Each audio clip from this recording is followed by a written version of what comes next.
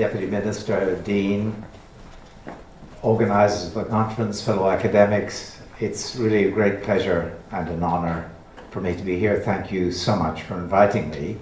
I do feel I am a philosopher rather than a lawyer, but I like the company of lawyers, I have to say, in general.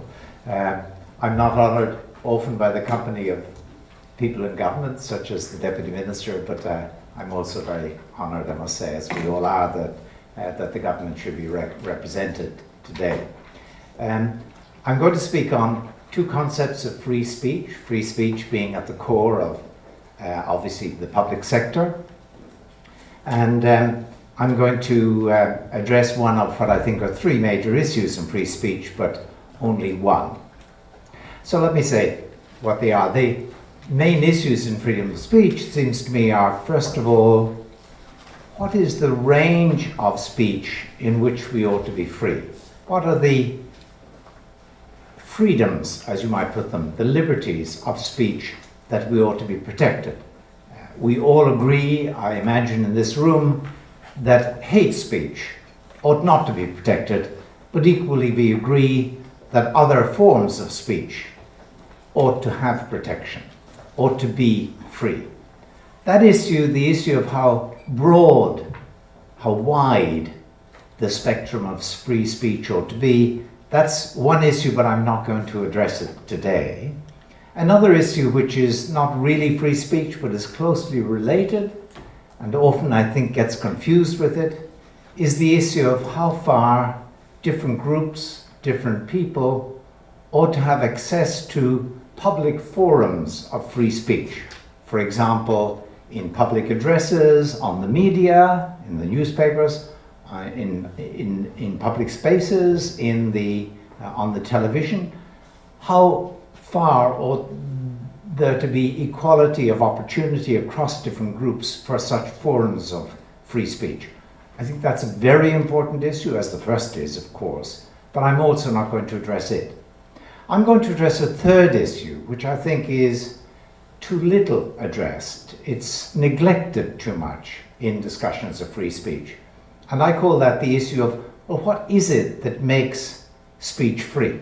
I'm going to assume that we agree that the range, the width of free speech, that it ought to be wide, that there ought to be great numbers of options in the space of freedom that ought to be free.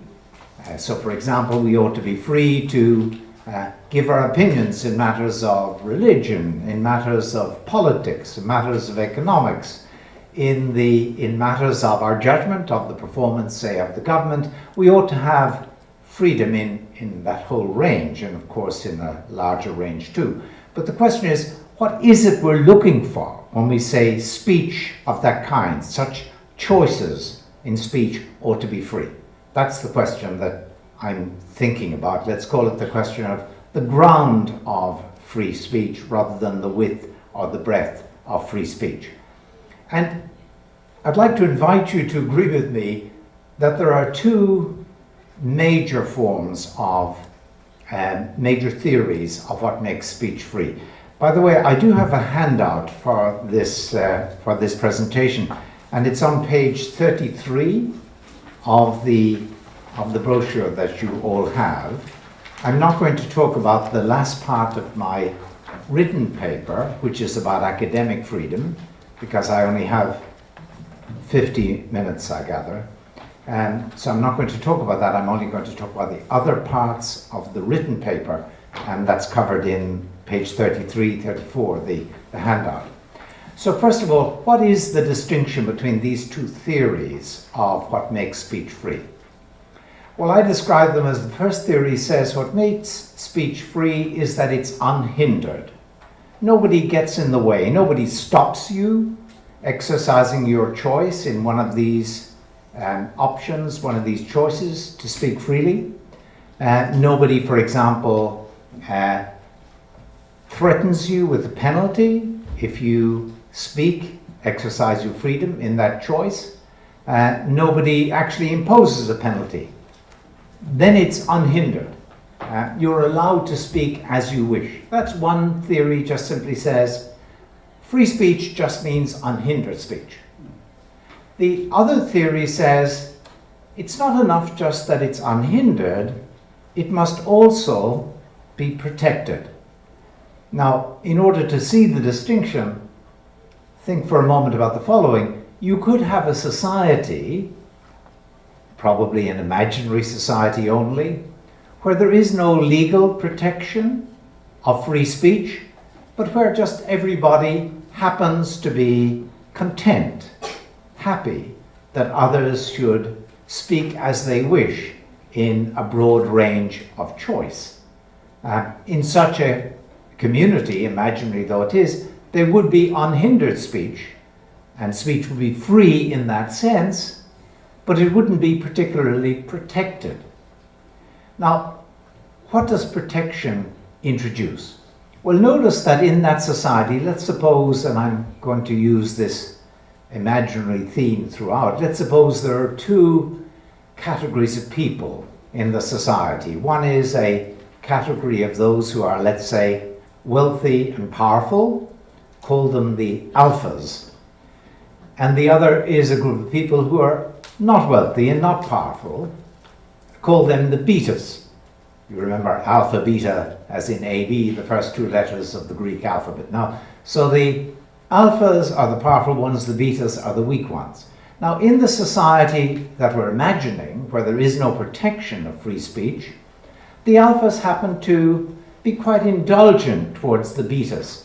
They do have the power and the wealth and so on to be able to stop the betas speaking as they wish, speaking in a way that the alphas do not like, but they're kind, they're gentle, they're tolerant, they're indulgent, so they allow the betas speak just as they wish. So in this society, and no one stops the alphas saying what they wish, so in this society, every member can speak as he wishes across the range of relevant choices, the range of relevant topics, can say exactly what he or she thinks.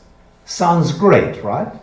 But notice there is no protection of free speech in that society. So assuming that the alphas are quite powerful, an alpha could interfere in the speech of a beta at any point and stop or penalize or threaten or intimidate or inhibit a member of the beta class from speaking as he or she wishes. It's just that they happen not to do it. Okay, so now the question I want you to think about is, if we were to introduce a system of protection in such a society where it's actually not necessary to make it more probable that people can speak as they wish, would it actually have any benefit? And I want to suggest to you that it would certainly make a difference, because in the society I imagine, first of all, every beta is going to be aware that he or she can speak as they wish only so long as the alphas remain indulgent, only so long as the alphas give them permission, because any alpha, remember I said, could stop a beta or threaten or intimidate or inhibit a beta at any point. It's just they choose not to do so. This means that the betas are indebted to the alphas for the freedom of speech they enjoy. They owe it to the alphas that they are allowed to speak as they wish. Now suppose protection is introduced. Well, the alphas are still not going to hinder the speech of the betas, we assume. What does the protection do in advance, do as well, in addition? Well, what it does is, it means that the betas are no longer indebted to the alphas, right? They no longer owe it to the alphas for their ability to speak. The alphas couldn't stop them even if they wished. The alphas would be stopped by the law, inhibited by the law. The penalty of the law, let's assume, would be enough to stop any member of the alpha class actually imposing on a member of the beta class. Now notice the protection here, it isn't serving the role of making interference with speech any less probable, because as we assumed, there isn't going to be any interference anyhow. The alphas are quite well disposed towards the betas. But what protection does is, it means that the alphas are no longer dependent on the goodwill of the betas for being able to say what they wish. Now, those are the two theories I want to put before you of free speech. The one says all that matters is that the speech is not hindered, whatever the reasons why it is not hindered. Maybe just because people are goodwill towards one another, are willing to let others say their bit. On the protected view of free speech, you're not free unless not only are you not hindered, we assume you get that same condition, but you're also protected, because it means that you then don't depend on the goodwill of the strong in your society for being able to speak as you wish. I call this the protection plus view, because we assume that there's going to be a lack of hindrance anyhow, and so the second theory says, no, you need something in addition to the lack of hindrance, which is protection against the possibility of being interfered with. Okay, so that's the basic distinction. And I'm not going into some of the details that I talk about in the written paper, again, because of reasons of space. But let me turn to ask the question, well, what is the significance of the distinction? What is the difference that protection would actually make in a case like this? And I wanted to point out that there are two differences that protecting the speech, in addition to its not being hindered, would actually create. One effect is the following. I call it a social effect. The second effect I call a political effect. The social effect, of course, and I've really hinted at this already, is that those who are weaker, let's suppose those in the beta class, no longer are indebted to those in the stronger class for being able to say what they wish. In introducing these ideas, I sometimes give the example from Henrik Ibsen's famous play, A Doll's House, in which you may remember the husband is Torvald and the wife is Nora, and they live in a society where the husband has got all the legal power. This is Scandinavia in the 1880s. So the husband can dictate how his wife behaves, who she meets, what she's able to speak on. He's got more or less total control over his wife, that's Nora. But as it happens, Torvald really dotes on Nora. He lets Nora do what she wishes, buy whatever clothes she wishes, meet, associate with whatever friends she wishes to meet in the community, go to the theatre if she wishes, whether with him or with her friends, and of course speak her mind, whatever her mind is, whether privately or publicly, on whatever topic she wishes to speak on. So he's totally indulgent. Now notice, he's like someone in the alpha class, isn't he? And Nora is like someone in the beta class. And so Nora has, well, she has free speech in the sense of unhindered speech, because no one is hindering her. Nobody is interfering with her. She enjoys freedom as non-interference in the realm of speech, because Torvald is so nice. However, she's not protected against Torvald. He could, if he wished, stop her spending her money as she wishes, stop her meeting her friends, stop her going to the theatre, stop her speaking out, privately or publicly. He has all that power. So she enjoys the lack of hindrance or interference by his grace, by his permission. Now notice that if suddenly the law changed and her freedoms, her basic liberties were protected by the law, in particular her freedom of speech, then she would be no longer in the debt of Torvald for being able to say what she wished. Even if Torvald turned against her, didn't want her speaking out, say, on political topics or religious topics in company or in public life, she couldn't stop him, because the law would prevent him stopping her, prevent him from intimidating or inhibiting her, at least ideally. And notice that this will give her a very different social relationship to Torvald, because where previously she was indebted to Torvald, she really had to keep him sweet, had to worry that he wouldn't change his goodwill towards her, had to worry that he might become bad-willed towards her and stop her doing these things.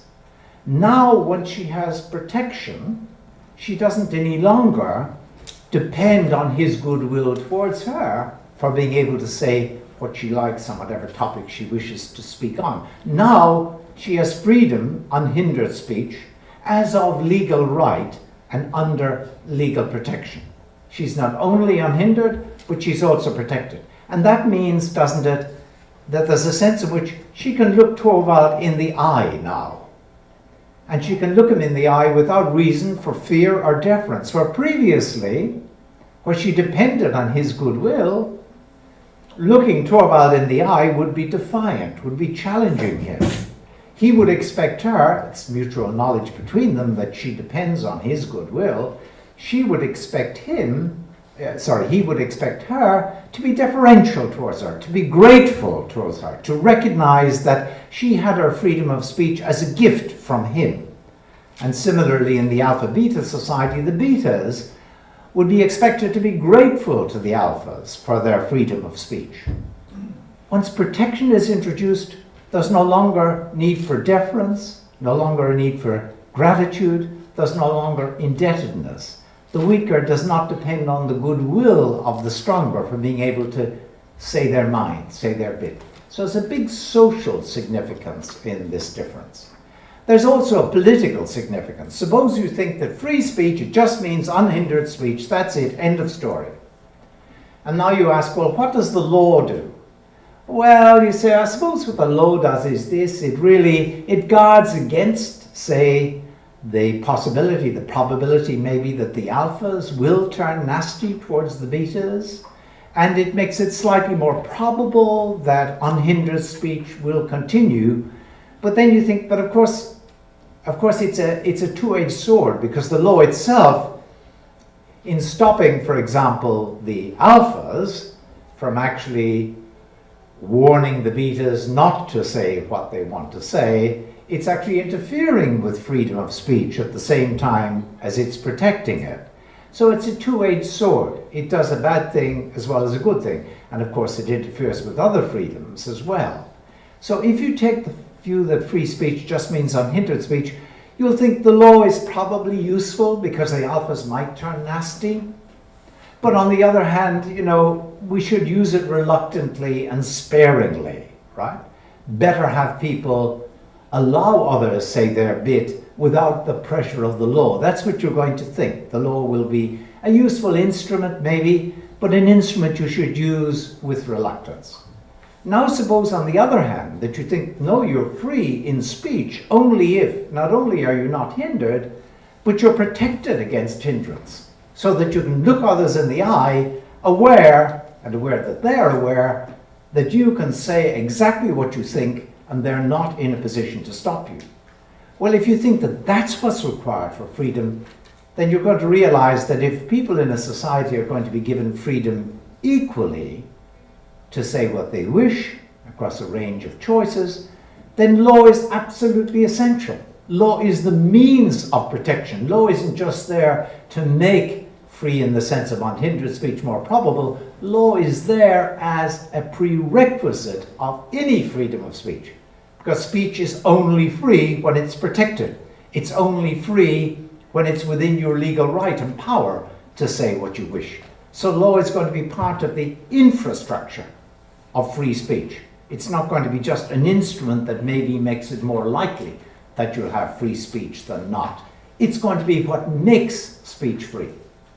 Now that theme, the idea that law is essential for freedom, in our case essential for free speech, that's an idea that you have in the long Republican tradition that begins in ancient Rome, in Europe, arises in the Renaissance very strongly, the High Middle Ages, becomes part of the English Revolution in the 17th century, part of the French and American revolutions in the 18th century, and passes into most anti-colonial movements in the 19th and 20th century on this way of thinking about freedom, you're not free unless you've got the status of being able to look others in the eye without fear or freedom, reason for fear or deference, and say what you like. And if you have freedom in that sense, you've got to have law. Law makes you free.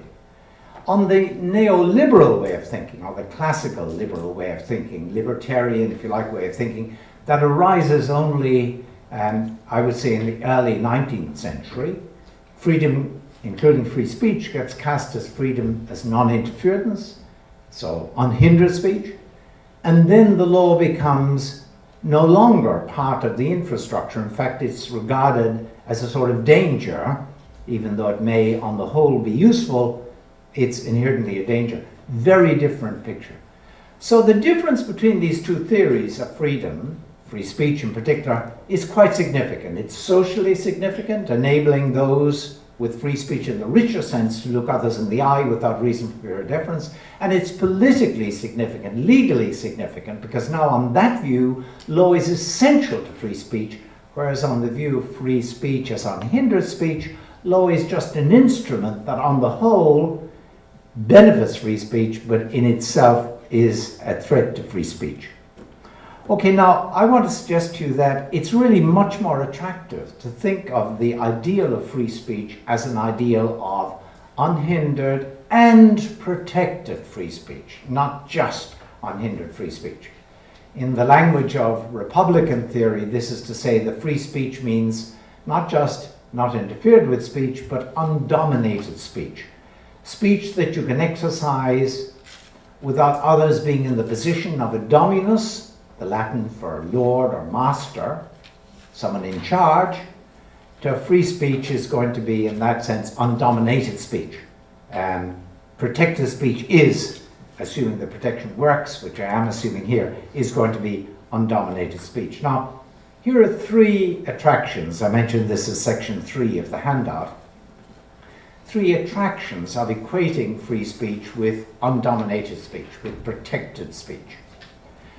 The first one is normative, that it's only if you are protected that you don't have to worry about keeping other people happy in order to let you say what you wish. If there isn't protection, there's always going to be a need for what I call here ingratiation. A need to make sure that you keep others sweet, a need to make sure that others remain goodwill towards you. So you're going to be in the position of a supplicant, please sir, thank you sir. You're going to be in that relationship with the stronger. If you don't have protection and you only enjoy unhindered speech by grace and favor, by permission of the powerful. Whereas if you have protected speech, it's going to be a world that's much more attractive, much more valuable, a world in which people can look one another in the eye without reason for fear or favor. Now that's the normative reason why it's better interpret free speech as protected speech, not just unhindered speech, because then it's a richer ideal, it's a normatively more attractive ideal. A second reason is just sociological, which is that it's very hard to see in ordinary usage how you would think that, let's say I've got a member of the beta class here, Nora, and a member of the alpha class here, Torvald. It's very hard to see how you would be able to say, just in ordinary sociological usage, at least in English, I hope the same is true in Korean, I'll have to get your judgment on that, to say that, look, Nora here in the beta class enjoys full freedom of speech. If actually she depends on Torvald for being allowed to say what she wishes, if she depends on him, on his permission, then is she really would we really say she's got freedom of speech? And I suggest not. I think to say that she really has freedom of speech, she'd have to be protected against Torvald. Let me put that in a slightly over-concise philosophical slogan, if you like. In order to have free speech, it's certainly got to be the case that you can say what you wish regardless of what you wish to say. So if you want to say the government is terrific, you can say that, but if you want to say the government is a mess, you can also say that. You're free to speak, to say what you wish, whatever it is that you wish to say. But on the richer notion of freedom, what's also got to be true is that you can say what you wish, regardless of what you wish to say, but also regardless of what the stronger people wish you to say, or regardless of how much range of speech they want you to have. If she's protected, then Nora will be able to say what she wishes regardless of what she wishes, but also regardless of what Torvald wishes, regardless of what he wishes that she would say, because she's got independence from him. Now that's, it seems to me, we'd only say in that case that she has freedom of speech. So there's a sociological as well as a normative reason for saying, yes, free speech ought to have this richer meaning of protected speech, not just speech that happens to be unhindered. I've also mentioned here a historical reason, but perhaps that's not so relevant in this context. But if I may just do a little bit of history, think of it as light relief. It's certainly much more interesting than philosophy in general, more fun. So here's something interesting about the background in the 18th century to the development of the War of Independence, the Revolution in America among the American colonists, and in particular to the Constitution of 1787. I want to suggest to you that they, who were really the first people who put a huge emphasis on freedom of speech, that appeared, as we know, as the First Amendment to the 1787 Constitution. So it's interesting to think about how did they think about freedom when they said free speech was so important. And I want to suggest to you, just as a matter of history, that they really did think of it as protected speech, not just speech that happened to be unhindered. So to bring that out, let me tell you this story. In 1766, the British government, the Westminster Parliament, was persuaded by the Americans to repeal a law called the Stamp Act that had been introduced shortly before, which meant that the Americans had to make all of their legal transactions on stamped paper, paper stamped by the British government, for which they had to pay a special price. So it was in effect a tax on the Americans. The Americans, of course, the American colonists, didn't like this at all. And so they appealed to Westminster to withdraw the act.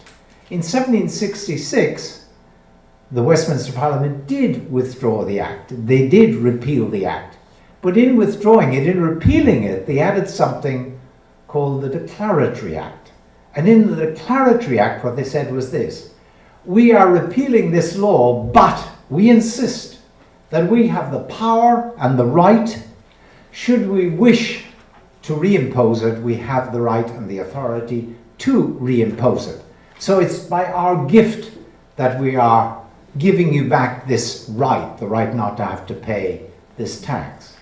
And that's what's really irritated the Americans. They said, what you're saying is, and this is a country where there were real slaves, let's put that aside, but they said, what you're saying to us is that we are your slaves who have to obey your will, but that you are now going to be nice to us. You're going to be a gentle master. You're going to be like Torvald with Nora and going to allow us, not pay this tax, but you claim the right to impose it on us. Now what they're showing there is they regard freedom as requiring not just that the other person doesn't actually interfere with you, but that the other person doesn't have the power of interfering with you. Of course, it's between communities. The community they're claiming is going to be free. Their community is going to be free only if Westminster Parliament denies itself, renounces the power of interfering in that way with them. It's exactly the difference I've been talking about between freedom as non-interference. That's what the British gave them, after all. When they withdrew the tax, they said it wasn't enough because they wanted freedom as non-domination. They wanted the Westminster Parliament not even to have the power to impose it or to deny that they had the power to impose it. Applied to free speech, it's exactly the same. You don't have free speech just because others let you say what you wish. You only have free speech if you're protected against them, so they don't have the power to interfere. So these are three reasons: normative, sociological in terms of our ordinary usage, when we say someone has freedom of speech, and historical, for why we should equate free speech with protected speech, speech that's not only unhindered, but also where there's protection for you against being hindered, against interference. Okay, so now I'm going to, in the last two parts of my talk, I'm going to shift gear, change gear just a little bit. And what I'm going to say is, putting aside the question of interpreting the word free in free speech, putting aside the question as to what free speech, how free speech is best understood, I'm going to ask you to think about the benefits of unhindered speech on the one hand and the benefits of protected speech on the other. And I'm going to argue that protecting speech has benefits that are very, very rich and much richer than just the benefits of unhindered speech. Now, I think this is particularly interesting because when I look at the literature on free speech, including in the law journals, all the defenses of free speech, the arguments for why it's a good thing within this large range, not including, of course, hate speech and the like, all of these arguments actually are arguments to the effect that it's good that speech is unhindered, regardless of how it's unhindered. They're not arguments for how good it is that speech is protected. They treat protection as if it were just a means of making unhindered speech likely, not as something essential to the very freedom of the speech achieved. So on the unhindered benefits of unhindered speech, it's what you'll find in John Stuart Mill's famous essay, rightly famous essay on liberty, and it's what you find in a lot of the law journals. They mention effects that are good effects, purportedly, of speech not being hindered, not being inhibited, not being intimidated. But notice they're all effects that you could have in the alpha-beta society, even if there was no protection for the betas. So the sorts of effects, and I can be very brief with that, for example, Mill argues, look, if people are saying what they wish, and no one stops them saying what they wish, then there's a better chance on any topic that we'll discover what the truth is on that topic, because we hear all voices, right? Not just a few voices. So it's more likely that the truth will out. And that's quite correct. And I think that would be true even in an alpha-beta society where there was no protection. So that's one causal effect, so to speak, of unhindered speech. But others are, when people can say what they wish, they can communicate their views to other people. Other people can understand what they think. And when people speak without hindrance, equally, they can build relationships with others that perhaps they wouldn't be otherwise able to do. So those are real benefits. And then other benefits associated with speech not being hindered is, for example, that you can get to express yourself. You can say what you think in public and establish a public persona. That's like a constitutive effect of speech not being hindered. And you can discover yourself. You find yourself, yes, inclined to say this, and you're not stopped from saying it, and so you do say it, and you realize, having said it, yes, that's where I stand. You realize, or you find you expressing yourself, and these are all constitutive benefits. Those are the sorts of benefits. Now, I've not gone through all of them, but the causal effects of unhindered speech and the constitutive effects of unhindered speech, those are the effects you get generally listed as the reasons why we should have free speech. But they're only half the story. Because protecting speech, and when you realize that free speech should be equated with protected speech brings far more benefits in addition to those benefits of the speech not being hindered. And let me finish by just going briefly through, I think, 3 benefits of speech being protected. And notice it has to be protected. It's not enough just that it's unhindered by the permission of the stronger. It has to be protected in order for these benefits to materialize. The first one I call, and I've really directed your attention to it already in passing, is what I call the status benefit.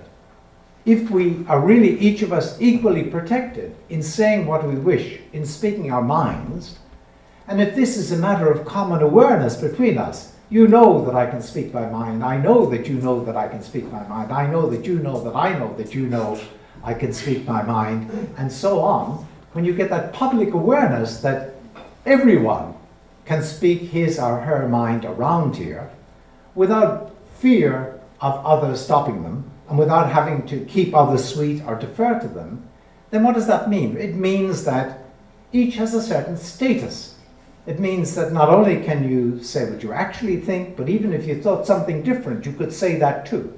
And you could say it without fear of the other. And it means that not only do you have that ability or that objective status, it's also an intersubjective matter. It's shared with others. So you can walk tall, you know, going back to the test of freedom in the sense of freedom as non-domination, that you can look others in the eye without reason for fear or deference. You can enjoy that in the realm of speech, and that's status. Now that's a benefit, notice, that you get from protected speech, but you would not get just from the fact that speech is unhindered.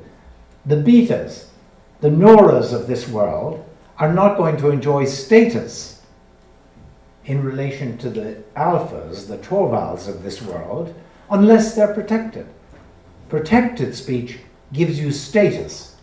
Unhindered speech, when it doesn't matter how it's unhindered, that does not give you status. So the status benefit is one clear benefit immediately of speech being protected. A second benefit I call the enfranchising benefit. Remember, to enfranchise someone is to give them the vote. This benefit I think of as, by protecting people's freedom of speech, you actually give the vote to, or you give power to, their silence. What I mean is the following. Suppose we're in a world where we are each protected, and it's a matter of common knowledge that we're each protected, and someone, let's say it's a public meeting, and someone gets up and announces a certain policy, and there I am, I'm in a position, I'm protected, to say what I wish in response to what's just been proposed, and I say nothing. What are you allowed to conclude about me? Well, if I'm truly protected, you are allowed to conclude about me from my silence that I agree with what the speaker has just said. After all, if I didn't agree, presumably I would stand up and speak out because I'm protected in speaking out. But so notice that in that world, my not saying things can be as eloquent as my saying things.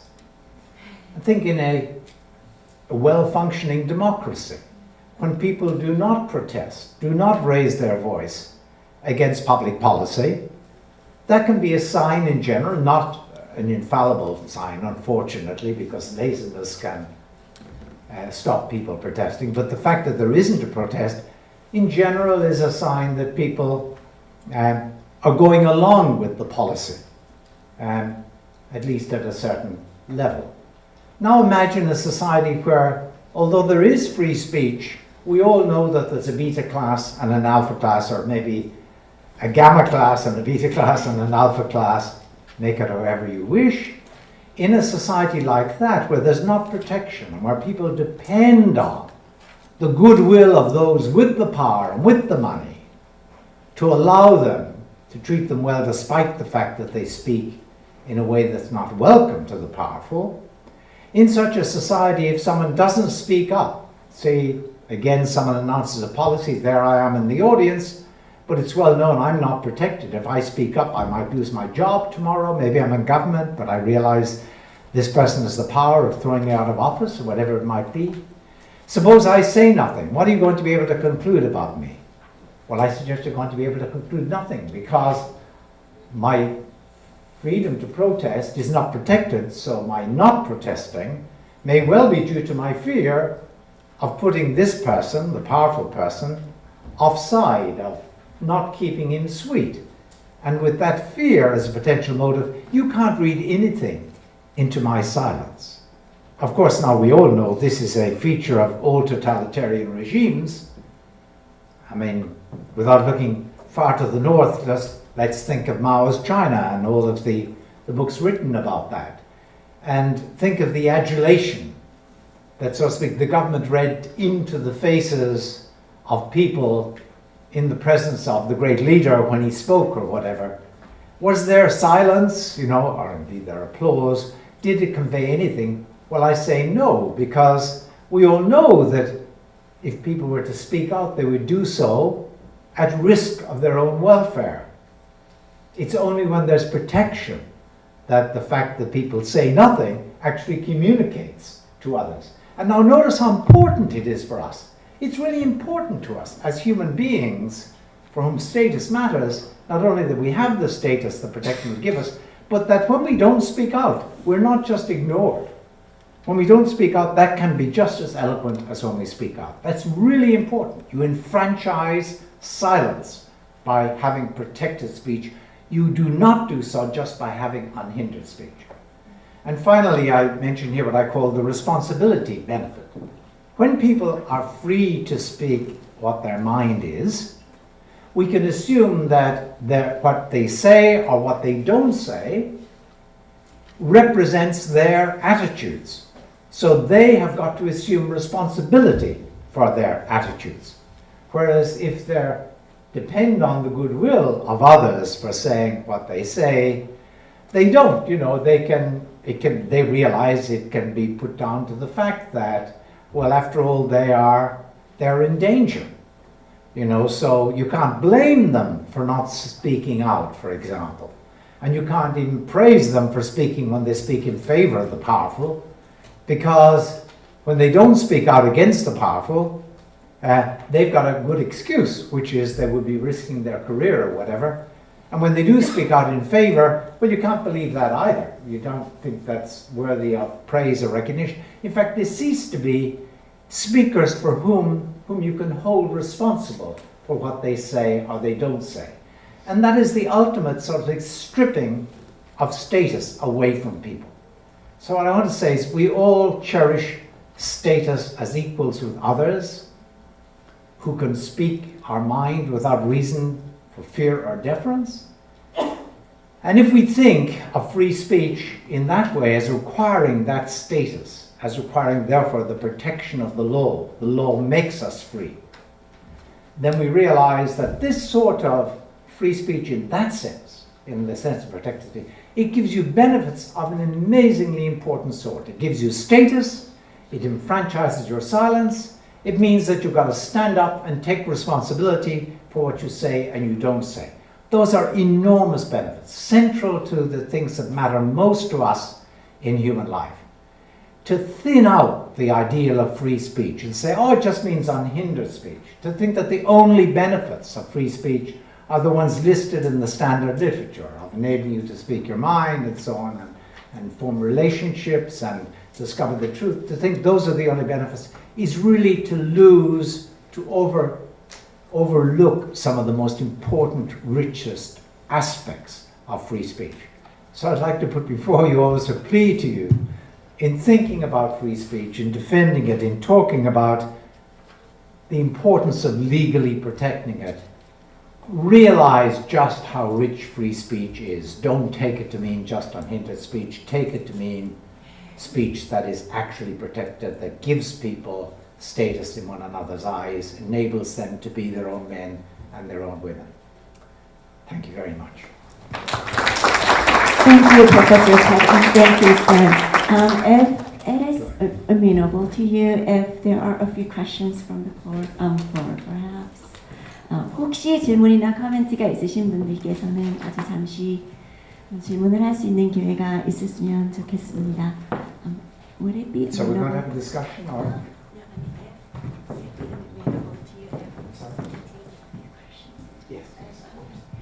혹시 질문이 있으시거나 코멘트를 해주실 분들께서는 좋은 기회를 활용하여 주시면 좋겠습니다. 오늘 우리 학술회의의 가장 큰 주제인 공론장의 헌법적, 철학적 기초라는 주제에 가장 적합한 주제와 내용으로 정말 좋은 기조 강연해 주신 교수님께 감사를 드리며 혹시 질문이나 코멘트가 있으신 분들께서는 기회를 활용해 주십시오.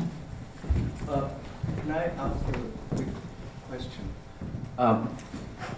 I don't think you need that. Yeah, good. Just a quick question about your distinction between unhindered and protected. It seems as if your concept of unhindered is quite closely focused on the physical aspect of hindrance.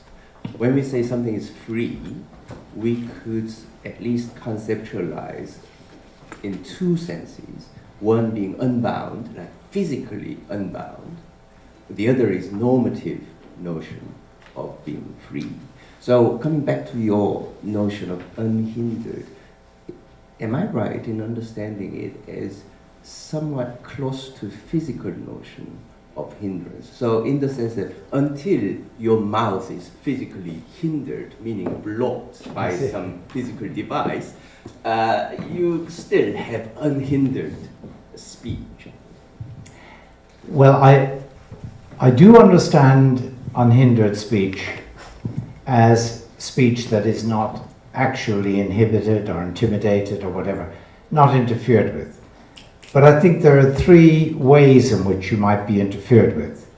One is by physically being stopped from speaking. I lock you up and you can't get to say, or I hypnotize you, or whatever. I just physically stop you. So that's just one way, and an extreme way. But there are other ways. Of course, I might just penalize you for saying things that I don't like, so that you get to understand that if you speak in a way that doesn't please me, I end up not getting favors that otherwise you would give me. I end up perhaps actually imposing a cost on you of some kind. I unfriend you, as the young people say, keep you at a distance. That's another way of inhibiting speech. And another way is, of course, that I threaten to do that. Not just that I actually do, but I threaten, perhaps actually falsely threaten, but in any case I threaten credibly to do that. I say, look, you're out of here, you lose your job if you speak out in favor of or against the government when I'm in favor of it. Then that's another way of your not being fully free, at any threat of that kind. So think of that as in the first case, I remove the option of your saying whatever you wish to say.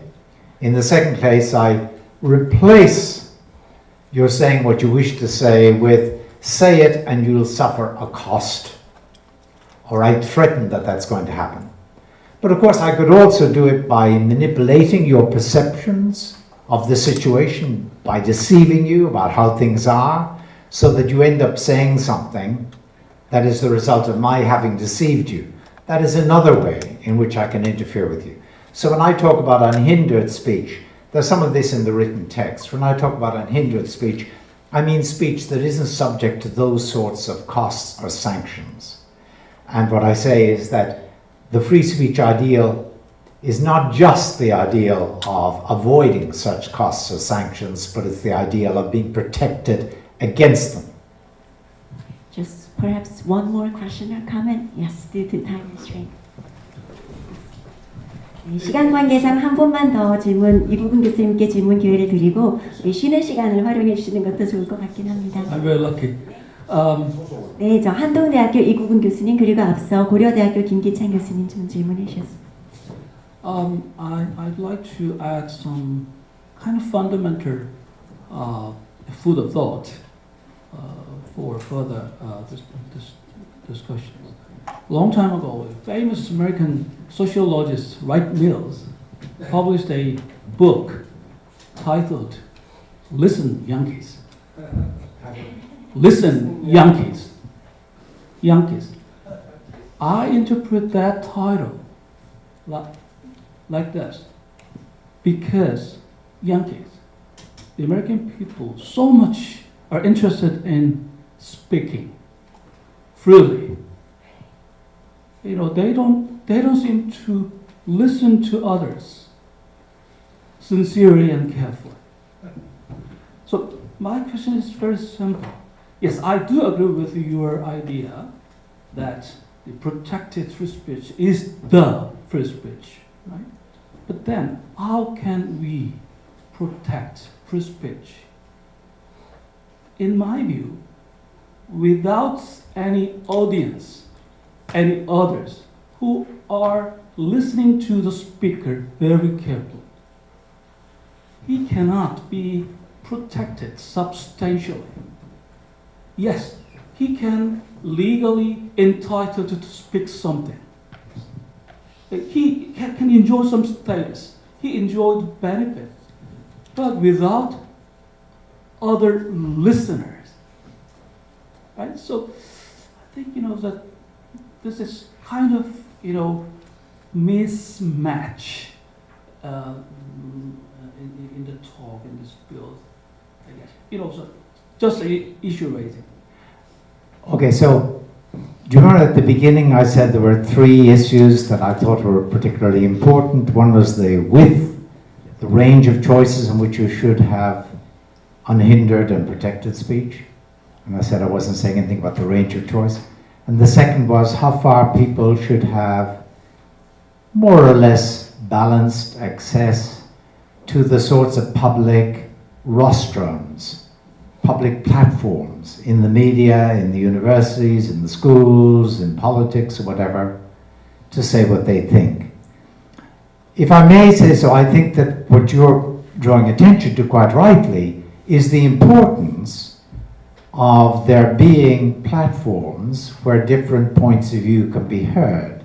And you could have a society where there is a good deal of free speech, even protected speech, but where there is very uneven access to the platforms to speak to a public audience. So for example, everyone can say what they wish with protection in private space, there's no inhibition, but let's suppose the access to public television or to the political platforms or to the academic platforms is restricted to those in a certain group or those of a certain opinion. And that would be a real failure.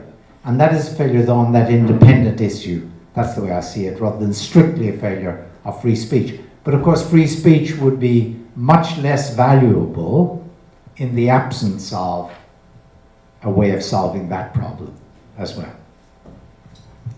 네, 감사합니다. 마지막 질문으로 그러면 네, 마지막 질문으로.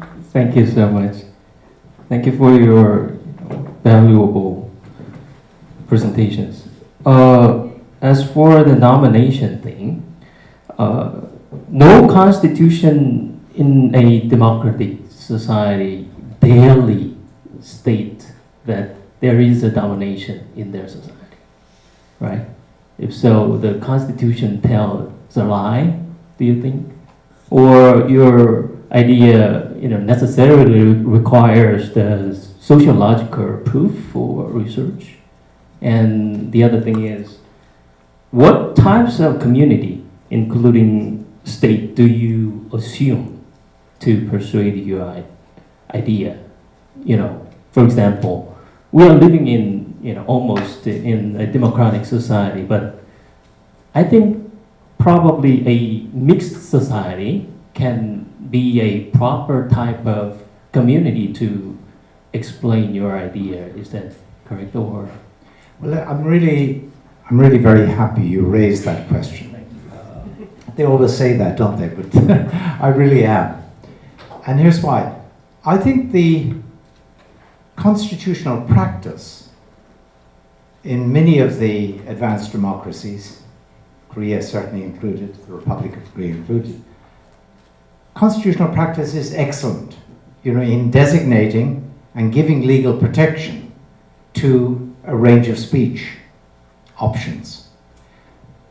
The problem is at the level of theory, not at the level of practice.